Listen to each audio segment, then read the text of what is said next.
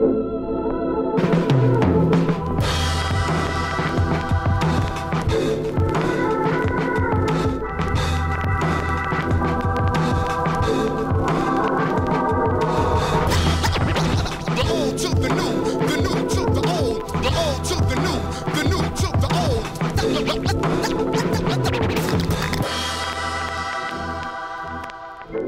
Chase Jarvis. Welcome to another episode of Chase Jarvis Live. I'm here with my very dear friend, Vincent Laforet. Vincent, hey buddy. Pleasure to have you on board. We asked you on Monday, I said, hey, I'm going to be live with Vince. If you want to ask some questions of Vince, put them in the blog post. So we're also going to be taking live questions through my @ChaseJarvis Twitter handle, or actually @Vince. Yeah, just if you throw them to both @VincentLaforet.com. @Vincent Laforet and @ChaseJarvis, yep. I'll be able to read it too. Sweet. Otherwise, he can read them to me. Yeah, and hashtag CJ Live will help us sort that a little bit. Gotcha. So I want to recognize some of the questions that were asked through the blog post, the original one. Yeah. So I'm going to go in here. This is into personal. You said you were feeling rather philosophical, so I'll push the gear off for a little bit. If you were to thank one person for your grand success, who would it be and why? Yeah, I read that one last night and I was like, I better really think about this one. God, I don't want to give like the Academy Award answer. This is like my agent and da-da-da. Or, you know, I mean, obviously my family, sure. You know, it's definitely first. My wife, my kids. Then there's, you know, my mentors.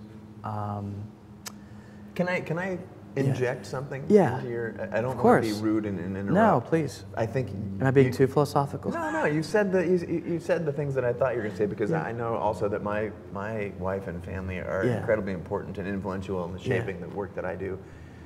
But you told me a story once, and it was a story that seemed really like it would have a lot of impact, and we talked about it both on camera in a different place and off camera, and it was your father stacking.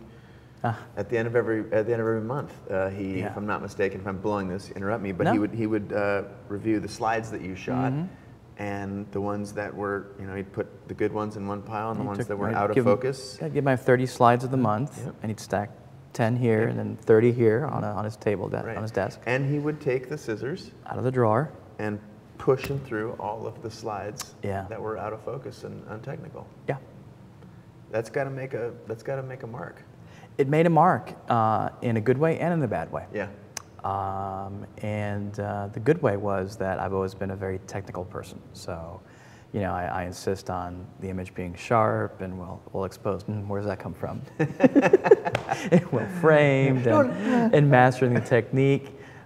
Yet I recently, actually, just to kind of delve a little more philosophically into this, got a note from my biological dad who said, you know, lots of compliments on your work.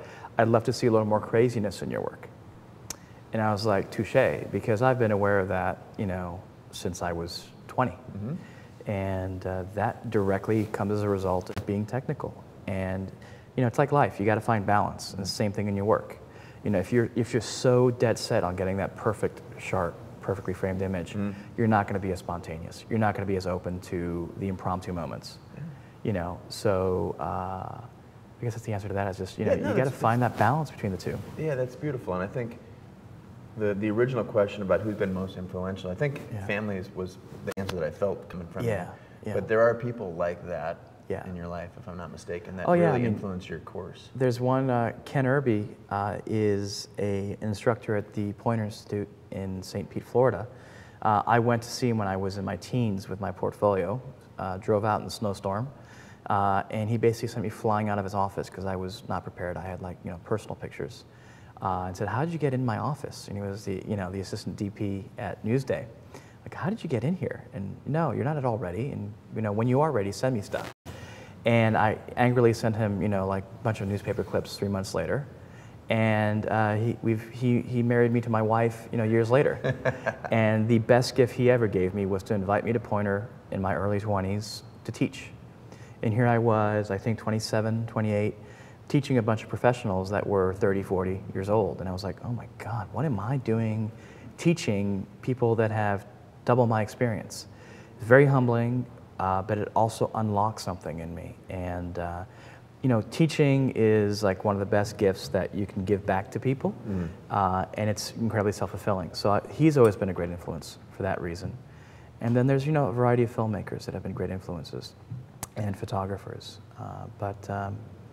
You know, there's so many. I think, you know, trying to narrow it down to one, I think for most people, maybe people have that one person, but for me there's like a dozen or 2 dozen people. Right.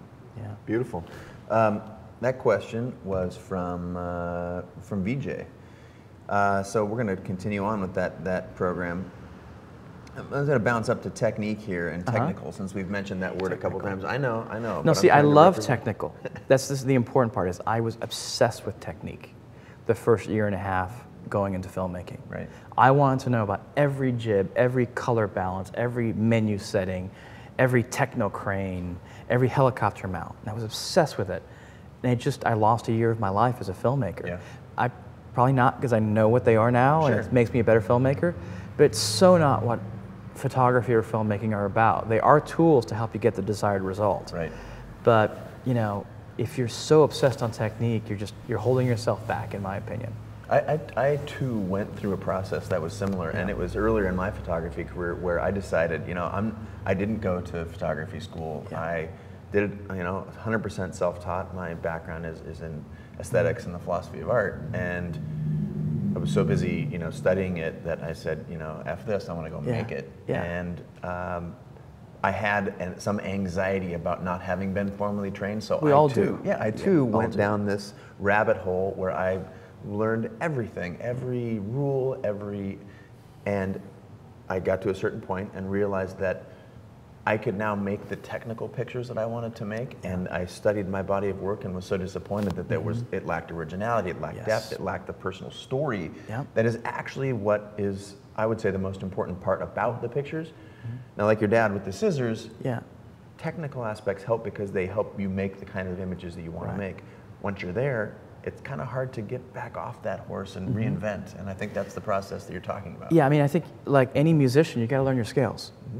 A ballerina has to practice the different poses. I'm still practicing. I can't wait to see that. Nice, nice. And you have to learn the basics. So, you know, you definitely can't skirt around those. But my favorite saying is learn all the rules and break them.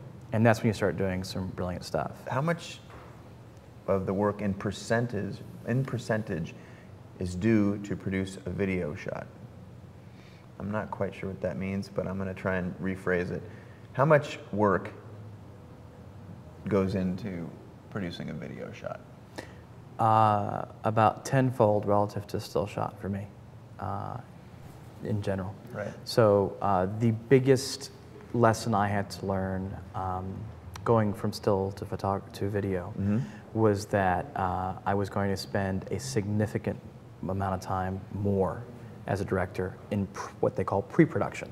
So basically, your film should be made in your mind and with your crew and your cast and your art directors and everything before you ever set foot on the set. Magic can still happen. That's Absolutely, what people don't you want to believe. leave it open, but it won't happen if you don't have everything prepared. You don't have the chance to experiment if you don't know what you're shooting. You know, it's too chaotic. And the amount of time I spend, you know, beyond the pre-pro calls and pitching the job and writing treatments, but also prepping the job. You know, I used to see these directors, you know, in the behind the scenes, and they would sit there watching the screen with, you know, headphones on and wouldn't move. I'm like, who are these people? What is he doing? He's Anyone can do that job. $25,000 a day to sit there. Like everyone else is moving around like crazy, moving lights, you know, helping stuff out. And they're just sitting there nodding. I'm like, that's the easiest job in the world. And as I got in this business, I realized, well, the reason they're sitting down is they've done their job. And they've surrounded themselves with very talented people. And they'll whisper something to the DP about the light if they see anything. Or that's why it's called directing. Yeah. You're actually directing your team. Exactly, prior to the shoot. When the shoot's happening, you're letting the talented people do what they do, and you're finessing it. You're adding a little bit of salt, a little bit of pepper. Think of a European football match, soccer match. The coach is not running up and down saying, Bobby, move left, Sally, move right. When they are, things are going very wrong. That's trying to repair a catastrophic failure. But they're just whispering to their assistant coach, like, you know, when at halftime, we got to make sure to chat with this guy. Or they talk to the quarterback and say, remember that play we talked about? Yep. Let's do it. Yeah. And everyone's on the board. Yeah. I'm going to get into another technical question that is right in your sweet spot, which is about the 5D. This is from Khayyam Khan. Don't ask me about the new camera, please. Khayyam is asking, he says, I'm trying to create slow motion video with the 5D Mark II and Twixtor for AE. Ultimately, I want to have my final product in 24p, but I'm unsure at what point to import the 24p setting, in camera or in post. There's several ways of doing it. Most people use cinema tools to slow stuff down. You know, it's kind of like just rewriting the XML or the info to do that. Twixtor is a whole other, it's a very powerful piece of software that you can use to slow down the really slow shutter speeds. But, and to be honest, I have other people do that for me now. That's just like the most, like this is a good example. This is an answer that I knew dead on because I was doing it, you know, daily 2 years ago. You go to this setting, this setting, this setting. I don't really do that anymore. You know, I have post people who do it for me because I found that if I'm focusing on that, I'm not focusing on larger creative. And let's talk about the flip side, because what we're talking about is relatively high-end stuff where we have a crew of, you know, maybe 30 people. Yes. And even on still photo shoots, like that's my shoot next week, we'll have 30 people on it. Yes. And I'm like, what are all these people for? Well, you know what? Everyone actually does have a job. Yeah. So, like, let's not judge.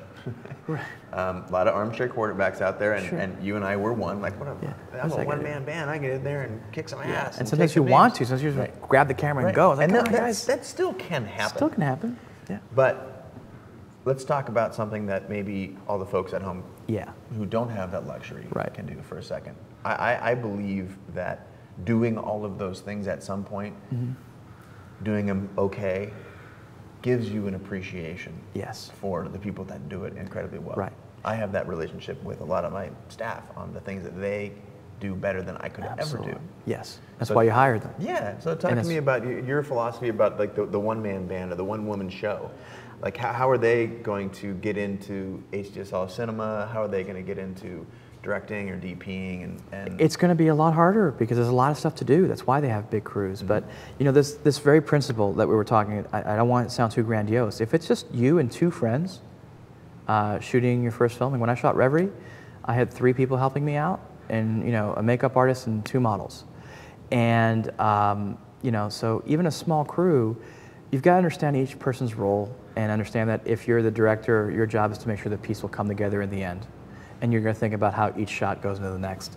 If you're the DP, your job is to look at how the shot visually looks and how it's lit. If you have the luxury of having a gaffer, the gaffer is going to look at the lighting. The camera operator in first AC, you're going to make sure the picture's sharp, you know, and just kind of delegate responsibilities. As a director, you know, hopefully you can work with someone who either, you know, it could be your mom, it could be your best friend,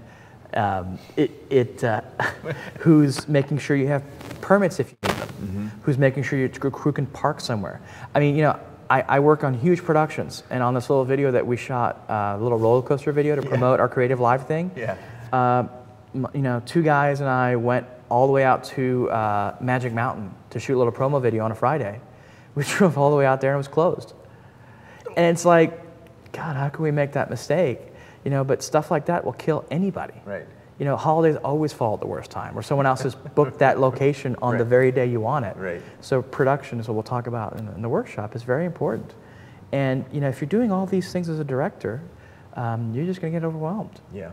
But for a small crew, I think the luxury of a small crew is beautiful in that you have time usually, and it's not so expensive because you don't have 30 people to pay. Right. So you have a luxury of time in terms of if it doesn't work out this day, hopefully you can ask people to come back. But also you have a luxury of time in terms of taking chances, doing different things that you may not have as much of it on a big crew. Yeah, and it helps, at least I've felt like earlier on in my career, and still to this day, sometimes I have like a gangster impulse to go out and make something really rough and raw and do it quickly, usually as a prototype or is this going to work for something larger? Right. I feel like I call in favors, and if it's on the weekend, I really want my staff to be able to go home and hang out with their family, and so I'll call up another friend and say, hey man, are you into this? Yeah. That keeps you touching the work, but realizing that what you're really doing is planning for the real show. So I think if I'm going to try and summarize a takeaway here, we both have come up through that. We both doing every job, and some of them better than others, some of them actually being terrible at, and bringing in somebody is a luxury that's developed over time. And we'll always go back to it. Yeah. You and I will always go back to grabbing a camera with one assistant or colleague or friend and going to do it. And because we have the bigger production experience, we'll do the smaller production more intelligently.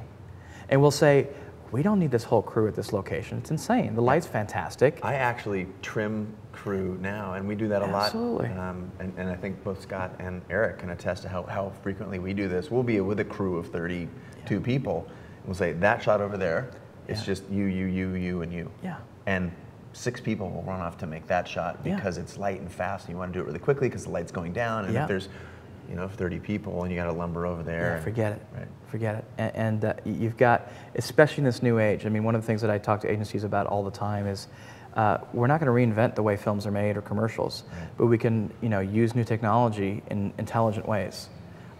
So setting up a 5D bear, it's not going to attract much attention, and you're going to get 1080 video on an 85 1.2. Right. That looks, like, Panavision camera or close to. Right. With just one person holding it or clamping it on. You've got a camera clamped on right there. Right. You can't do that with a motion picture camera. Yeah. So take advantage of those tools. Indeed. This is from Matt Lang on Twitter. Does not editing your films make you nervous? I do all of my own editing right now. No, I love not editing my films. I'm a terrible editor. I mean, I make a point of knowing how to edit and set in and out points and sequencing, and always sitting in with the editors, because they teach you and they say, that was a horrible mistake you just made as a director. You didn't give me any coverage here. You need to, roll the camera earlier here or whatever, let it run. It's some of the early lessons you learn. But that's the principle, that's the number one difference I think in still photography versus filmmaking, is that in still photography you're kind of taught and expected to kind of do the whole thing. At most you might have a retoucher, you might have a producer and assistants, but most of everything kind of tends to run, you could do it all by yourself. Yeah, you're not actually, if you had an assistant, you're saying, production. You're not even saying like, bump that up a bit, you're saying that light over there needs to be at f11. Or you just, or you walk over there and do it. Whereas, in film, the beauty of it is that it's a team. So I work with editors who've been editing, full time and do that for a living. I work with a camera. I love to operate the camera, but very often I'll defer to camera operators because that's what they do for a living. For a living. They walk around with that thing strapped the way the best of the camera. Like they get to the shower and it's like, they clean that thing. That's the beauty of it. I know. And I do not want to ever edit a single film I do. Yeah, and there's a reason that doesn't happen at a bigger level. I mean, if you watch the Academy Awards, there's a lot of awards for editing. Yeah. Editing and music and all those.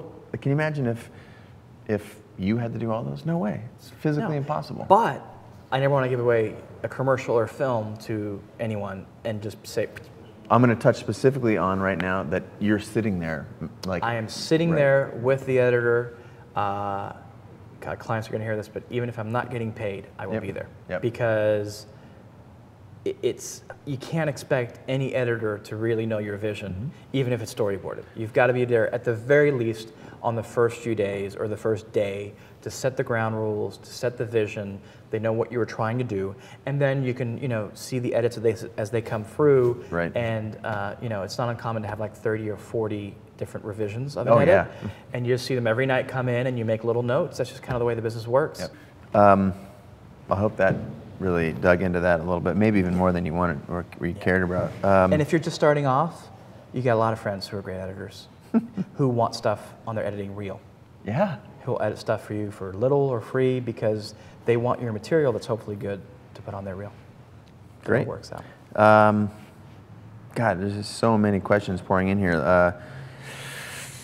Let's see. Thank you very much. This is from VM Release. What's your take, Vince, on... I'm throwing Vince in there just so you can answer it first. Cool. What's your take on 5D versus red? I have my answer, but I'm waiting to hear yours. The same take I have with 5D versus 7D versus AF100 versus Red versus Phantom versus Alexa versus Panavision versus 16 millimeter versus flip phone, iPhone, every single tool has its sweet spot. And you have to know them all and realize where each shines. So, you know, the Canons tend to be pretty unparalleled in terms of low light, in terms of mixed light, that's mostly, and in terms of like a cinematic look. And they absolutely go on motion picture screens if you know what you're doing. Sure. The Red is a clunky big system right now, the Red 1, that requires a crew that I can't put a Red with an engineered lens on my shoulder for more than 5 minutes. It's very heavy.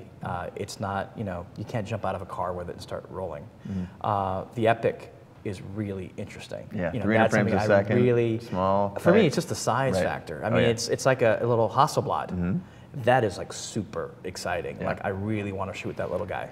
A friend of mine was just playing with it yesterday in LA and said it was phenomenal. Yeah, so it's just like 300 frames a second. Yeah. It's like smaller than a bread box. Yeah. And I think every tool has its place. Yeah. You know. I think I'm glad you said that, because for me, cameras, and let me, you know, put an asterisk by this. Cameras are like hammers for a carpenter, and I don't intend to say that they're a dumb piece of technology, because that's not true. Right. They're very, very important. They're actually trying to build a house without a hammer. Yeah. It's really hard. Yes. So, but they are tools, and they're different tools. You have a different framing hammer than a roofing hammer than a finish work hammer, and the same exact thing is true for cameras. And I would say this in many ways goes for stills as well. Yeah. More so than video, because you've got the frame rate capabilities and different glass that's attached to the front or not. But I'm going to go back to the questions for the folks that actually reached out ahead of time and put their questions in the comment section, and that's something that I'll do on a regular basis. Anytime I'm announcing a Chase Jarvis live in a blog post, you can ask questions for the people who are going to be on the show, and I'll answer as many of those. I will ask We the just got talent. a shout out from Polaroid. Nice. Yeah, and this is actually a great segue. This one.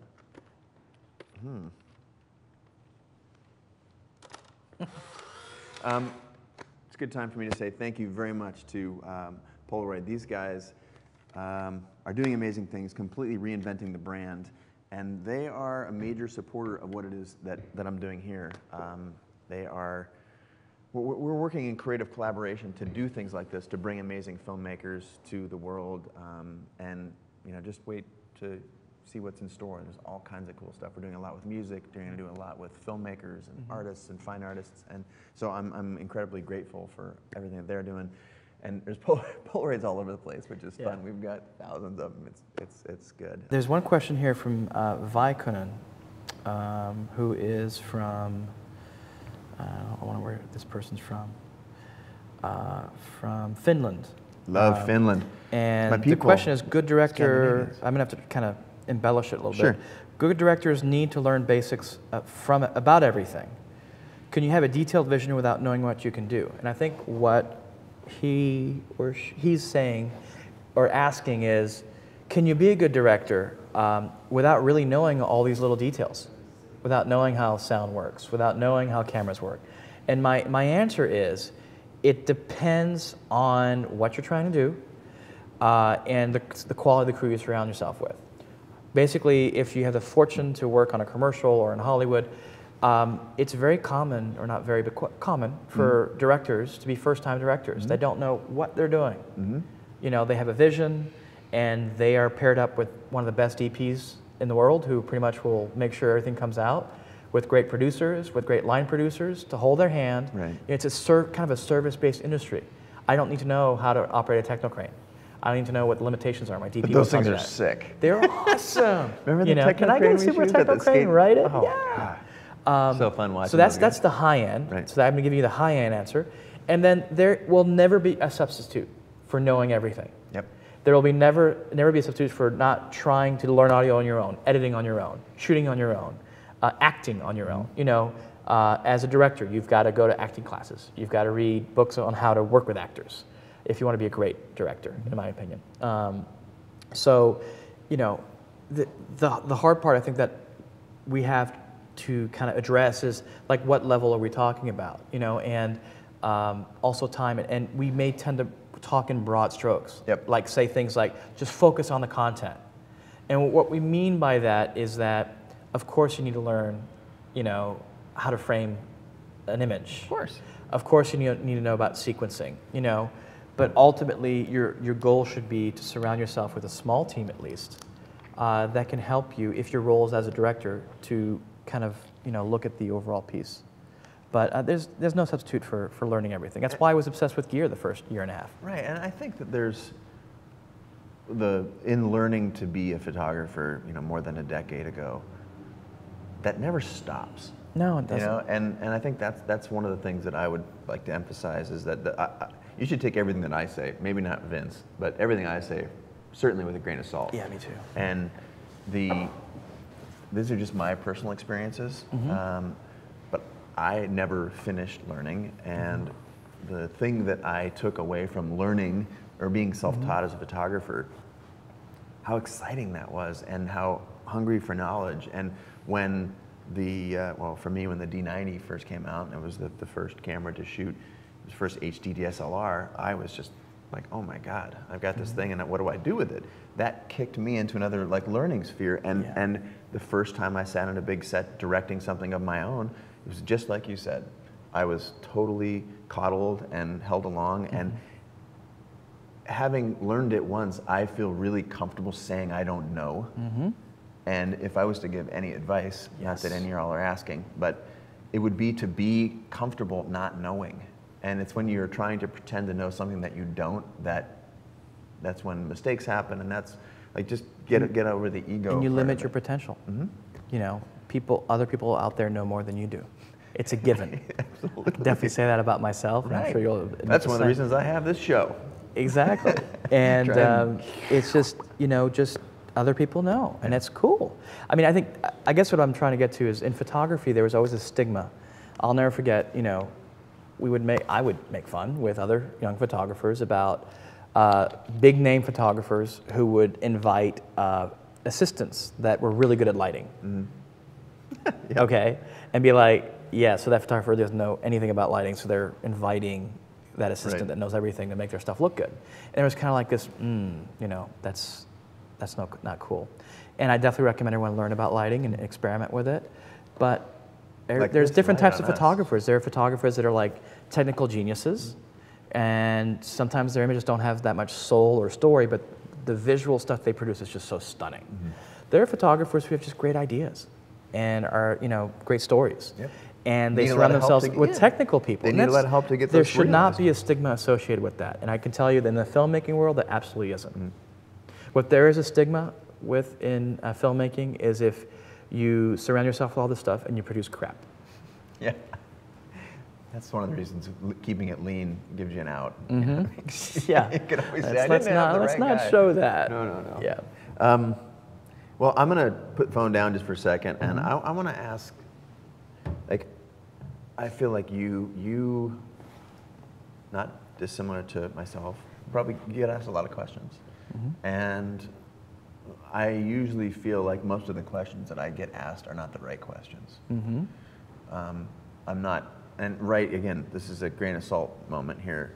Right is totally subjective, but they're not the questions that I wished I would have had answered for me at an earlier point in my career. Right, exactly. So in trying to connect with your philosophical side this morning, and in trying to basically cut through the bullshit of the typical questions, like what is an example of something that you aren't asked that you feel like you should be, and tell us about that stuff. Okay. And I don't want to be too heavy. I mean, I don't want to ask, it's not trying to find out about your mother here, but I'm... No, I don't think I even need to go into that. I think, one of the issues with whether it's the commercial photography business or the commercial filmmaking business is that because there's such high budgets, art directors, producers will ask you to do stuff they know you can do, that they see on your reel, that they see you've already shot. And there's a lack of taking chances. I felt that as an editorial photographer, it was very common for an editor to say, hey, there's this fashion show. I know you've never shot fashion, Vincent. Go for it. I'd love to see what you come up with. And that just makes me feel so alive. Yep. I wish people asked me to do things I'd never shot before without hesitation. That would be my dream, because that's what makes me feel alive, because it's like ultimate discovery, you know? And I feel like all too often, whether it's me or pretty much any filmmaker, or commercial director, or photographer out there, or artist, we are asked to say, we love what you did there, can you do that for us again? Mm-hmm. And we do it, and we try to bring it to a new level. But I think deep down in all of us, I'd love to get asked to shoot, you know, Lady Gaga's next music video. Right. Blast. You know, and I know I do a great job at it, like, no doubt. The chance of that happening is small because I don't do music videos. Nick Knight's really got that gig pretty much. Well, Nick has got, yeah, it's a whole relationship thing there too, right. Absolutely. But, you know, does that kind of answer the question a little bit? I think it does. And if I was going to, you know, I guess back that up, it would be that, actually let me make a claim and then you respond to that claim. Yes. The claim that I would dovetail onto yours as the helicopter flies in, hopefully you can hear that. That is just, that's a beautiful noise though. Yes. It's horrible for the folks at home, but I've got a little itch right now. Yes, I do.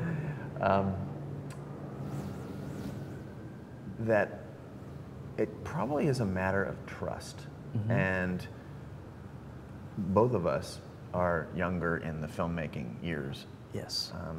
And the things that I'm getting asked to make a lot of short form sports commercials, which is one of the things that I'm shooting next week. And a lot of short form like interview people thing, because that's storytelling. Mm-hmm. Those are directly pulled from my still world, and so I'm still kind of in that box for them. Mm-hmm. Whereas as a photographer, people trust that I could go shoot fashion, that I could go shoot a sports event, that I could go shoot a high-end ad campaign that was more lifestyle driven than sports driven, or more fashion driven than or urban culture or music. You know, on the video side, I get asked to do music, sports, and kind of the old steadies. Yeah. Do you feel like you're in that sort of a box? I think we're all in that sort of a box, and I think, you know, the best solution to that is something I learned from you 3-4 years ago, which is, you know, I don't know if you still do them. You used to do your still shoots once a year, where you would just shoot what you wanted to do. You set up your own shoot for a week, right? Have everyone come to Hell Week, and you shot what you wanted. And I think it's brilliant. It's a lot harder to do with motion because of the budgets. Whoa. That's really the big issue. You know, it's really the big issue. We had one of those meetings yesterday. Is you can pull those favors, you know, once or twice a year. You know, maybe once a year if you're lucky, and just shoot what you want to shoot. You know, and just show people. It gets exponentially harder as a filmmaker to do that. But that being said, you know, I know you and I know me that no one, the Canon 5D Mark II was not meant to come to me. It was spoken for by three other photographers. I begged for it 7 times straight for 4 hours and got it. And that started this thing off. I go after most of the projects I want myself. You have to go get it. You can't wait for people to come and give it to you. I mean, I've had a few lucky things in my life where people just handed me this amazing assignment. Most of the time, it's honestly, I just go get it. I make it happen. We're at 20 seconds. Anything you want to say for the world out there, or shall we just shake hands and call it? I would say that everything we've told you this whole 90 or 85 minutes, do the opposite, and you will achieve fantastic results, because that's the idea. That's what it takes. Yeah. Arigato. Signing off. Thanks very much for tuning in. Talk to you again soon. Thank you for joining us at Chase Jarvis Live. To interact with the full broadcast of the show, you gotta watch it live. To find out about the next broadcast, follow ChaseJarvis.com/blog. Get connected, get involved. Shouts to Victor Shea for providing the music you're hearing right now. I'm Tilson. Till next time, make a wish.